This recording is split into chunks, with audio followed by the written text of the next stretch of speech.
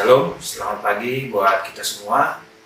Pada hari ini saya mau share sesuatu dari Markus pasal 10 ayat yang ke-17 sampai ayat yang ke-30. Saudara, ada sebuah cerita yang saudara mengerti, dan saya pikir dan saya percaya saudara sudah tahu cerita ini. Tapi kalau kita lihat ayat demi ayat, di ayat 17 dikatakan, pada waktu Yesus berangkat untuk meneruskan perjalanannya, datanglah seorang berlari-lari mendapatkan dia. Saudara bisa melihat bagaimana seriusnya dia pengen ketemu dengan Yesus. Dan tidak hanya dia berlari mendapatkan dia bahkan sampai bertelut di hadapannya. Nah, ini menarik sekali, saudara, karena gestur daripada orang ini sangat menghormati Yesus, sangat respek kepada Yesus, bahkan sampai bertelut kepada Yesus. Cuman ada satu pertanyaannya yang menurut saya itu tidak terlalu pas. Dikatakan demikian, guru yang baik. Nah, jadi orang ini mengenal Yesus bukan sebagai Tuhan, tapi hanya sebagai guru. Makanya dia katakan, guru yang baik, apa yang harus kuperbuat untuk memperoleh hidup yang kekal. Jadi rata-rata konsep kita waktu kita datang kepada Tuhan adalah konsep apa yang harus kulakukan. Sementara di Efesus 3 ayat 20 dikatakan, bagi dialah yang dapat melakukan jauh lebih banyak daripada yang kita doakan atau pikirkan. Jadi kerjaan Tuhanlah yang melakukan bagi kita. Nah, seringkali konsep dunia ini berpikir sebaliknya. Sama seperti orang ini yang dia katakan, apa yang harus kulakukan untuk memperoleh hidup yang kekal. Dan apa jawab Yesus? Nah, Yesus tidak terkesan dengan ini. Dikatakan, mengapa kau katakan aku baik? Hanya Tuhan yang baik. Yesus ingin mengarahkan anak muda ini untuk selalu melihat kepada Tuhan. Dan dikatakan, engkau sudah mengetahui segala perintah Allah, jangan membunuh, jangan berzina, jangan mencuri, jangan mengucapkan saksi dusta, jangan mengurangi. Ayat 20. Lalu kata orang itu kepadanya, guru, lagi-lagi anak muda ini hanya mengenal Yesus sebagai guru. Sehingga Yesus pernah bertanya kepada murid-muridnya, menurut orang siapakah aku ini? Ada yang bilang Nabi ini, Nabi Elia. Tapi Yesus katakan kepada murid, menurut kamu siapakah aku ini?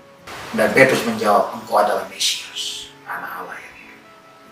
Dan karena perkataan Petrus itu, maka Yesus berkata, di atas dasar pengakuanmu ini, kudirikan gereja. Jadi pengakuan itu, saudara, sangat penting dalam hidup kita. Amin. Apa yang Tuhan sudah sediakan, apa yang Tuhan sudah berikan, apa yang Tuhan sudah anugerahkan, hanya satu syaratnya, untuk kita mengaku dengan mulut kita. Jadi waktu kita membutuhkan kesembuhan, saudara, kita sudah terima kesembuhannya.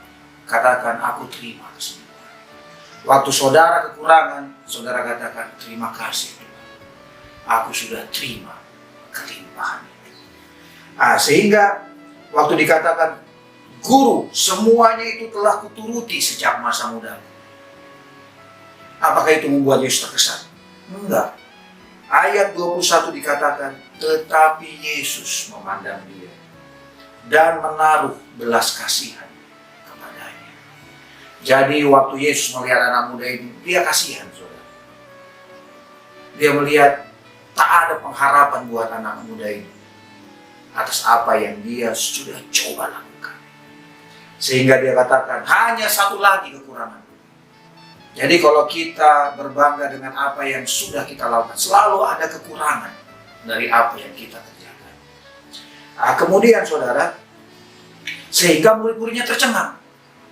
Bayangkan anak muda ini yang sudah melakukan segala perintah Allah, semua dia kerjakan. Murid-muridnya tercengang melihat percakapan ini. Sehingga dikatakan, kalau gitu Yesus, siapa yang bisa diselamatkan? Dan Yesus katakan, bagi manusia itu tidak mungkin, tapi bagi Allah itu mungkin. Selalu ada pengharapan di dalam Kristus Yesus. Dan yang bagian kedua yang saya mau share, waktu Petrus melihat percakapan ini, dia juga dengan bangganya mengatakan demikian di ayat 28. Berkatalah Petrus kepada Yesus, kami ini, katanya, telah meninggalkan segala sesuatu dan mengikut Yesus dengan bangganya. Dan apakah respon Yesus? Apakah respon Yesus berkata, wow, kau hebat Petrus? Enggak. Ayat 29 jawab Yesus. Dia katakan, aku berkata kepada sesungguhnya setiap orang yang karena Yesus dan karena Injil meninggalkan rumahnya, saudaranya, laki-laki, saudaranya perempuan, ibunya, bapaknya, anaknya, atau bahkan ladangnya. Apa kata Yesus? Orang itu sekarang. Ini judul perikopnya adalah upah mengikut Yesus. Dan Yesus sendiri yang ngomong, bukan saya ngomong. Orang itu sekarang katanya. Pada masa ini juga akan menerima kembali berapa kali lipat. Yesus katakan 100 kali lipat. Justru pada masa-masa seperti ini, Tuhan sudah berjanji kita menerima 100 kali lipat. Mari kita terima 100 kali lipat dari semuanya. Dan waktu Yesus katakan 100 kali lipat, bukan bicara hal surgawi. Dia katakan apa yang akan terjadi di bumi ini. Ya, 100 kali lipat apa? Rumah. Bayangkan saudara, bisa jumlahnya, bisa kualitasnya. Saudara laki-laki, saudara perempuan, ibu, anak, dan bahkan ladang 100 kali lipat saudara terima. Sekalipun disertai berbagai penganiayaan dan pada zaman yang akan datang, tidak hanya diberkati di bumi ini. Pada zaman yang akan datang, ia akan menerima hidup yang kekal. Saudara tahu, kita sudah menerima kekekalan dalam hidup kita.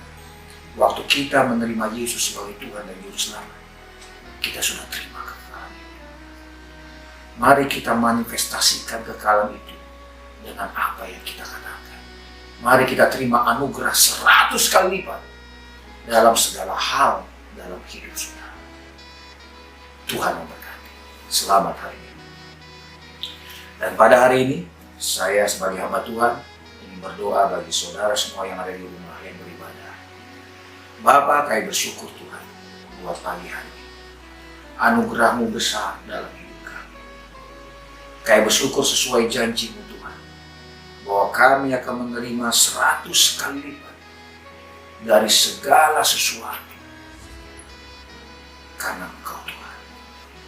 Terima kasih di masa-masa mungkin krisis seperti ini Tuhan. Biarlah semua jemaat Tuhan menerima anugerah kelimpahan itu Tuhan. Kalau ada yang sakit, mereka sudah menerima kesembuhan. Kalau ada yang kekurangan, mereka sudah menerima kelimpahan dari Tuhan. Kalau ada yang berduka cita, mereka sudah menerima kelimpahan sukacita dari Tuhan.